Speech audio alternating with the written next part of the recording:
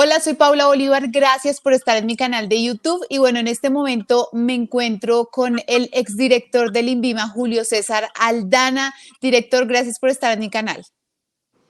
Gracias, Paula. Me alegra mucho saludarte y a todas las personas que te ven en esta plataforma. Bueno, doctor Julio César, esta semana conocimos de nuevo esa resolución por parte del Ministerio de Salud en donde nombran por tercera vez a un director encargado en el INVIMA, que recordemos es la autoridad sanitaria más grande que tenemos en Colombia. Primero, antes de hablar sobre este tema, yo quiero que seamos claros y le expliquemos a la gente cuáles son esas funciones fundamentales que hace el INVIMA en nuestro país. Sencillamente, Paula, y como lo dices, para que la gente entienda y coloquialmente, es muy difícil que un colombiano se despierte y no use o consuma un producto que es objeto de la vigilancia del INVIMA. Y es muy difícil que se acueste en la noche ya a dormir y no use o consuma un producto que es de objeto de la vigilancia del INVIMA. El INVIMA tiene que ver con el 60% del sector industrial del país y básicamente lo que hace el INVIMA es coadyuvar en esa labor tan importante que tiene el Ministerio de Salud, que es el órgano rector de todo esto, en la promoción y protección de la salud pública de los colombianos. Gracias al INVIMA, gracias al recurso humano con que cuenta el INVIMA, que ha tenido durante años una curva de conocimientos y de experiencias ascendentes, esas labores de inspección y vigilancia que hace el INVIMA en las diferentes ciudades, en los diferentes municipios, le permite a los colombianos que lo que consuman, por ejemplo, en el caso de alimentos que sean inocuos, que no vayan a causarle daños. Esas labores las comparten muchas veces con las secretarías de salud de los diferentes departamentos, municipios y distritos del país. Por ejemplo, en el caso de medicamentos, que esos medicamentos sean seguros, que no produzcan efectos secundarios y que sean eficaces, que sirvan para lo que dicen servir, porque hay mucho bandido, y hay que ser claro, hay mucho bandido en la calle que está vendiendo cosas que dicen que curan hasta la deuda pública que tiene Colombia, y eso no es cierto. Entonces, el INVIMA es quien modula todo esto y es quien a fin de cuentas le permite a los colombianos tener cierta tranquilidad en lo que tiene que ver con la salud pública, que es la misionalidad más importante del INVIMA. Entonces tenemos el tema de alimentos, medicamentos y bueno, tengo entendido que cosméticos también, ¿no? Claro, claro, sí. Cosméticos, productos de aseo, higiene y limpieza y todos los insumos médicos, incluyendo los dispositivos mayores y menores. O sea, desde un ventilador que se usa en una unidad de cuidados intensivos hasta una simple jeringa que se utiliza para aplicar un medicamento. Es decir, prácticamente lo que diariamente vemos en nuestro vivir. Y yo por eso quiero preguntarle, llevamos ya en este gobierno del presidente Gustavo Petro un año sin tener un director en propiedad. Primero se nombró al doctor Rossi, pero hubo ahí algunas discrepancias con la exministra de Salud, Carolina Corcho. Luego nombraron ahorita a una funcionaria ex trabajadora del distrito. Pero, y ahora, en esta semana vuelven y nombran a otro funcionario que también trabajaba en el INVIMA. ¿Qué riesgo puede presentar, doctor, eh, esta falta de director en propiedad para una entidad tan importante para los colombianos? Pues mire, lo primero que yo tengo que decir con respecto a esto es que tengo que ser muy respetuoso porque este gobierno llegó por la vía democrática, ganó en las urnas unas elecciones y tiene todo el derecho a manejar el Estado como ellos consideran que lo tienen que manejar. Pero puntualmente en lo que tiene que ver con el INVIMA y con ese antecedente, con ese precedente que sentamos ahorita en nuestra conversación, donde vemos la importancia que tiene una entidad de esta para la salud pública, uno no puede hacer otra cosa que, con el debido respeto por las personas, con el debido respeto por el gobierno, que reitero, llegó democráticamente al poder, sí llamar la atención sobre esto, porque una entidad como esta, como el INVIMA, que tiene que ver con el 60% del sector industrial del país, no puede estar acéfalo de un director. Yo creo que eso incide en la eficiencia de la entidad, en todas esas coordinaciones que tiene que hacer la entidad para hacer sus labores de inspección, de vigilancia y control y poder garantizar, como dije anteriormente, esa gran misionalidad que ella tiene, que es la promoción y la protección de la salud pública. Muy difícilmente, cuando hay un director en propiedad, yo he tenido la fortuna, el honor de ser director 2 veces del INVIMA, y esa coordinación con las diferentes regiones, con las secretarías de salud, no es una labor nada fácil.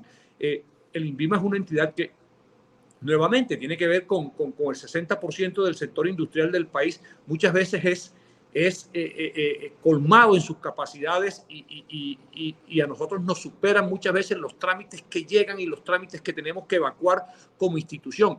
Entonces, si una institución no tiene un director, no tiene una cabeza con un propósito visible, con un direccionamiento estratégico que esté basado en resultados, muy difícilmente la entidad va a ser eficiente en eso que es lo menos, que es la expedición de trámites, pero en lo más importante que de su misionalidad, que es la promoción y la protección de la salud pública de los colombianos, en máxime cuando esta misionalidad, por ley, por una ley de descentralización y por presupuestos además, está compartida con las secretarías de salud, reitero, de los diferentes departamentos, municipios y distritos, con quien tiene que haber una coordinación y un trabajo permanente. Ahí se necesita un liderazgo muy fuerte, además por algo, Paula, que quiero confesarlo hoy en este medio con usted. El INVIMA ha sido una entidad que históricamente ha sido menospreciado. A mí, en las 2 oportunidades que he estado en el INVIMA, me da risa cuando los ministros de comercio, por ejemplo, los mismos ministros de salud, dicen que el INVIMA tiene que fortalecerse y tiene que ser más eficiente, pero resulta de que el INVIMA funciona con su mismo presupuesto, con un presupuesto propio. Exigen del INVIMA más eficiencia, pero nadie le dice al INVIMA vamos a buscar una fuente, un recurso adicional para que el INVIMA funcione de mejor manera. Los embajadores colombianos se sientan a manteles con las grandes empresas en los diferentes países, en Estados Unidos, en Europa, y vienen y le exigen al INVIMA, pero nadie pregunta qué necesita usted como INVIMA, qué necesita el INVIMA. El INVIMA está bien de presupuestos para poder ser eficiente, etcétera, etcétera. Entonces, me parece muy grave que no exista ese liderazgo hoy y que se siga mirando el INVIMA con ese menosprecio, como yo lo describo con todo respeto, ¿no? Hace poco, doctor Julio César, hablábamos con la industria farmacéutica nacional y ellos estaban muy preocupados porque justamente hay como una desconexión y una falta de diálogo porque el INVIMA publicó un listado de medicamentos que de pronto tienen algún tipo de alerta o que no está normal, mientras que la industria farmacéutica decía, pero ¿qué es lo que está pasando si nosotros tenemos todos esos medicamentos listos para abastecer todo el comercio y todo el mercado y también pues todo el sistema de salud? ¿Cuáles, digamos, serían esos riesgos si seguimos así, con encargo tras encargo, riesgos que afecten directamente al colombiano? Mire, Paula, aquí hay que separar 2 cosas. Una cosa fue lo que sucedió con el abastecimiento de medicamentos durante la reciente pandemia por COVID-19. En esa pandemia por COVID-19 hubo un fenómeno clarísimo que fue un problema de logística. Era muy difícil traer las materias primas a cualquier lugar del mundo, o sea, sobre todo América Latina. Segundo, hubo un problema de escasez por fabricación, claramente, y después hubo fenómenos como por ejemplo, de especulación de precios, incluso de acaparamiento. Países con mucho poder adquisitivo, muy ricos, compraban todas esas materias primas y mercados como el mercado latinoamericano, ni siquiera como el mercado colombiano. El mercado latinoamericano, que solamente representa el 2% del mercado farmacéutico mundial, era visto con desdén. O sea, todo Latinoamérica estaba con un problema de abastecimientos de medicamentos por esa razón y muchos países de ingresos similares al nuestro lo vivieron. Pero ya hoy el tema es diferente. Ya hoy se superó la pandemia por COVID-19, se superaron los problemas logísticos y hoy tenemos que enfocarnos en un tema que yo considero que es más comercial. Entonces, aquí se está promoviendo una política, se está promoviendo una reforma a la salud. Entonces, uno mira esa reforma a la salud y uno por ningún lado ve que se estén manejando el tema de los determinantes sociales. No se puede hablar de salud, Paula, si nosotros no tenemos acceso al agua potable, si no tenemos una adecuada disposición de excretas, si no tenemos educación, si no tenemos empoderamiento del ciudadano para que reclame sus derechos en salud. Pero no se puede hablar de salud tampoco si nosotros no tenemos una política farmacéutica clara. Mire que el BID acaba de hacer un estudio recientemente en donde el estudio se llama precisamente en qué gastan los países su dinero en salud. Y ahí hay una cantidad de cifras, pero una de las cifras más importantes es que se definió que Colombia gasta el 20% de su gasto público está en medicamentos. 19-20%. Y Colombia gasta entre 6 y 7 puntos más que el promedio de los países con ingresos similares a nosotros. Entonces yo creo que el tema de abastecimiento también tiene una arista o una dimensión comercial que tenemos que analizar muy seriamente, y eso pasa porque el gobierno defina una política farmacéutica clara. La industria nacional necesita apoyo. Nosotros tenemos que tener, COVID-19 nos ha tenido que dejar esa enseñanza. Yo lo decía cuando vivimos la pandemia. Las pandemias han traído tristezas, desazón, muertes, tristezas, pero también traen retos y aprendizajes.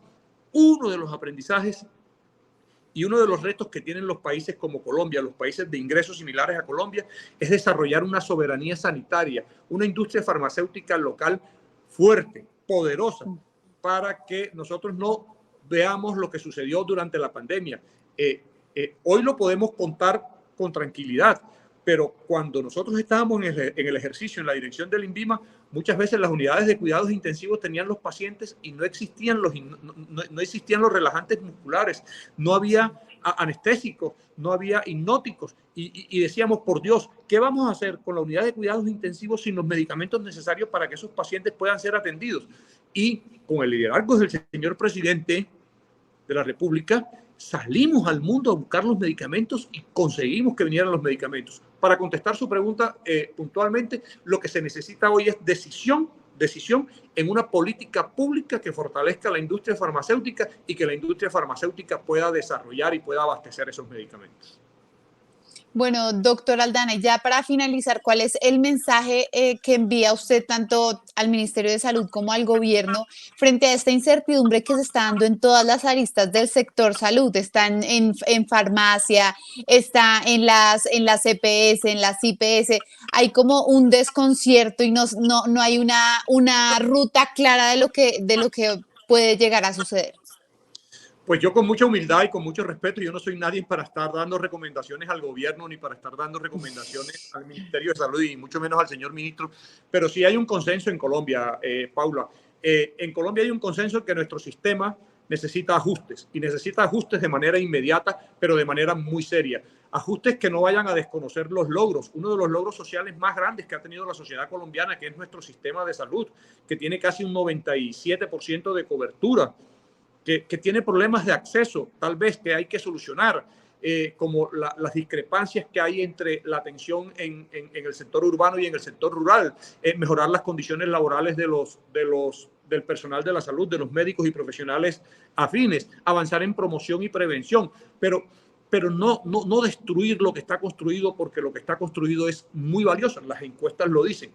Mi humilde recomendación como experto en temas regulatorios y como experto en seguridad social, porque yo tengo formación en seguridad social, es que se hagan los ajustes que se tengan que hacer, pero que no se haga una reforma a la salud de tierra arrasada donde se desconozcan esos logros, esa experiencia de tantos años que tantos beneficios le han traído a nuestra sociedad, a los colombianos. Es la salud de 50 millones de colombianos lo que está en juego. Ese riesgo de burocratizar el sistema de salud, ese riesgo que existe de que el sistema de salud quede en manos de la politiquería con la consabida corrupción, es un riesgo grandísimo, y estamos hablando que se va a medir en muertes. Entonces, una humilde recomendación es que revisemos eso como se tiene que revisar, hagamos los ajustes, pero no con una reforma que se lleve todo por delante.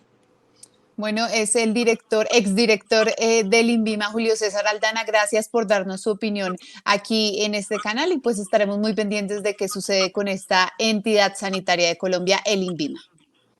Muchas gracias, Paula. Un saludo muy especial.